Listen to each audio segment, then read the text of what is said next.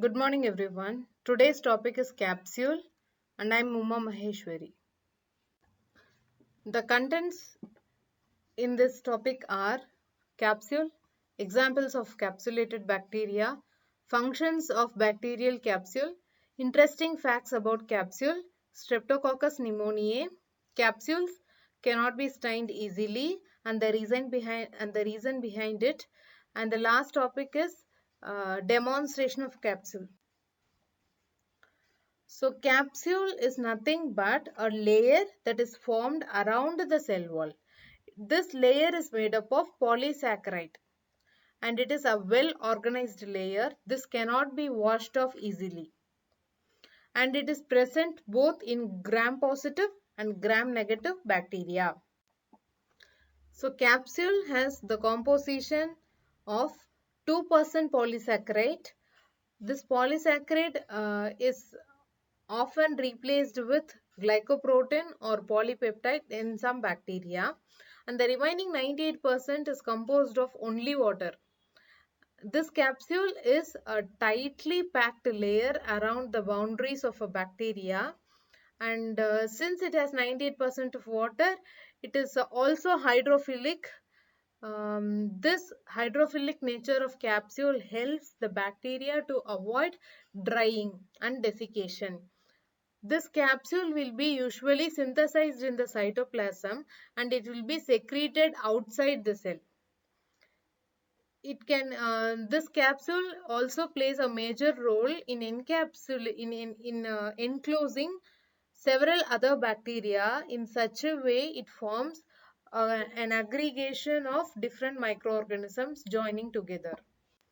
The examples of capsulated bacteria are Bacillus subtilis, Bacillus anthracis, Streptococcus pneumoniae, Klebsiella pneumoniae, Haemophilus influenza, Clostridium perfringens, Neisseria meningitidis, Pseudomonas aeruginosa, Acinetobacter chalcoaceticus, Streptococcus agalactiae.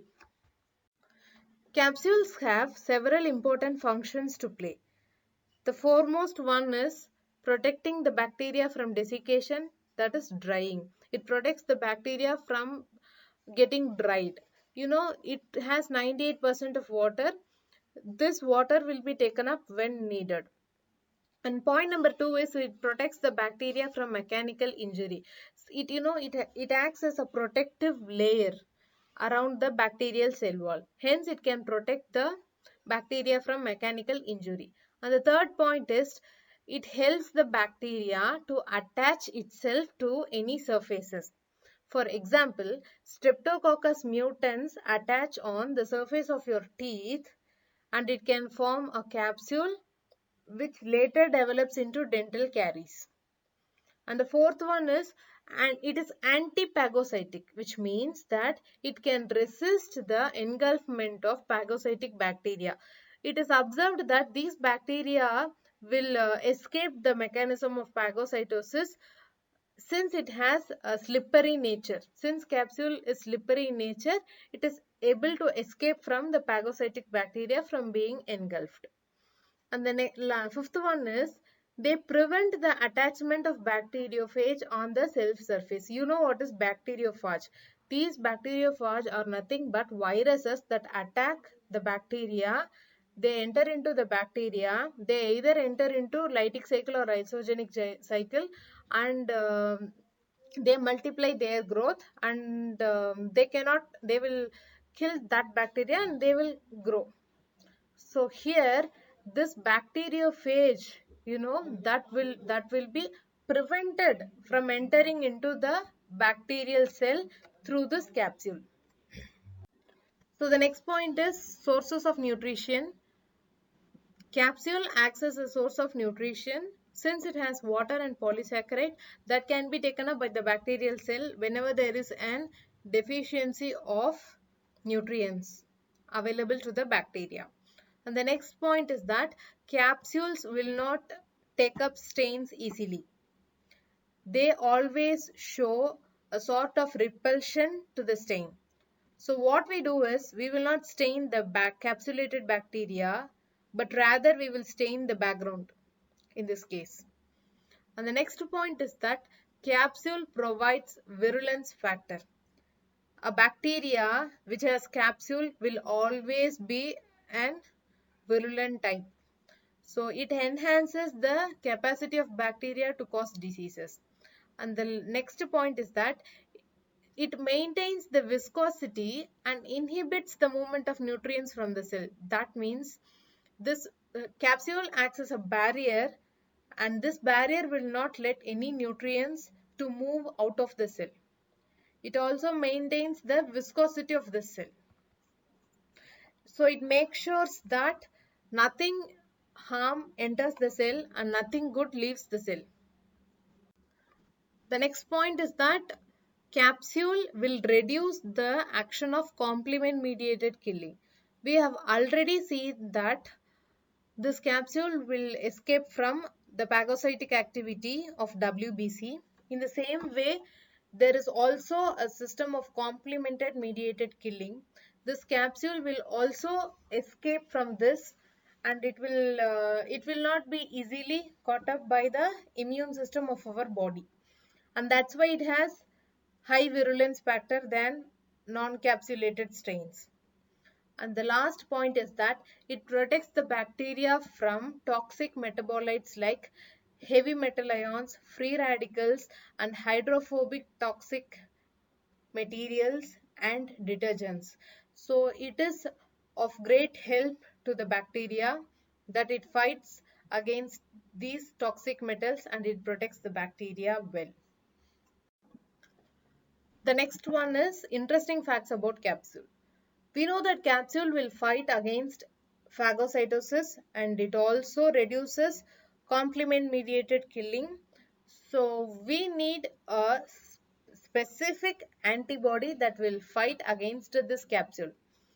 So the specific antibody must be directed against this capsule in order to kill it. That is the first point. The second point is that if the body is ready to fight against a type of capsule means, it does not mean that every other bacterial cell will have that same composition of capsule, because we have seen that capsules are made up of 2% of polysaccharide or polypeptide, but the case is that the capsule are of different in different species. So immunity to one type of capsule will not protect you from all the other bacteria that has capsule. So you need to develop immunity, or to we need any drugs that acts against different types of capsule. Streptococcus pneumoniae, which is otherwise known as pneumococcus or Diplococcus pneumoniae. The Streptococcus pneumoniae is a capsulated bacteria. That is, it has capsule and it causes a disease called pneumonia. This Streptococcus pneumoniae will produce capsule initially, but on subculturing it further, it will lose its capacity to form capsule. In that case, we call that to be a mutant strain. Mutant strain means, some mutation would have happened in the gene of the Streptococcus pneumoniae.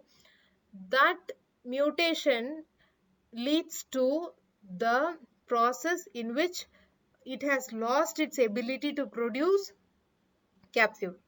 So wild strain is nothing but fresh culture which has the ability to produce capsule. So this wild strains of Streptococcus pneumoniae will produce smooth colonies, whereas this mutant strain which was produced by subculturing or from older culture has lost the ability to produce capsule. This will produce a rough strain. So wild strains are virulent since it has capsule. Mutant strain are avirulent, it does not have capsule. Capsules cannot be stained easily. We are going to discuss the reason behind it. Since capsules are tightly packed layer, stains cannot penetrate inside the capsule.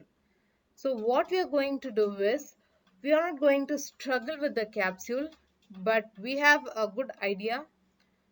of staining the background of the bacteria. Usually we will stain the bacteria and we will see using a microscope. In this case, stains cannot penetrate into the capsule. So what we are going to do is, we are going to stain the background so that the capsule and the microorganism will appear as a bright white light against the dark background. Demonstration of capsules. Capsules can be observed using these three methods. Number one, India ink staining. Number two, Manuel's capsule stain. Number three, serological methods. So number one is India ink staining. What we use is, we either use India ink or nigrosin to stain the background of the bacteria. So the background will be usually dark black or dark blue in color. Usually it will be seen as dark environment. Against this dark environment, you can see some small halo regions which will be white or bright in color. This bright color region shows the presence of capsule. And the next one is Manuel's capsule stain. This is also a same method of staining the background of the bacteria. But what we use here is Congo red. It is a pH indicator. We will use this Congo red to stain the background of the bacteria in this case. And number three is serological methods. In this method, what we use is, we use the antibodies so that the antibodies will bind to the capsule of the bacteria and it result in swelling of the capsule. So this swelled portion will be much evident when you see it under a microscope. The function of capsule in individual microorganisms will be explained in the next video. Thank you.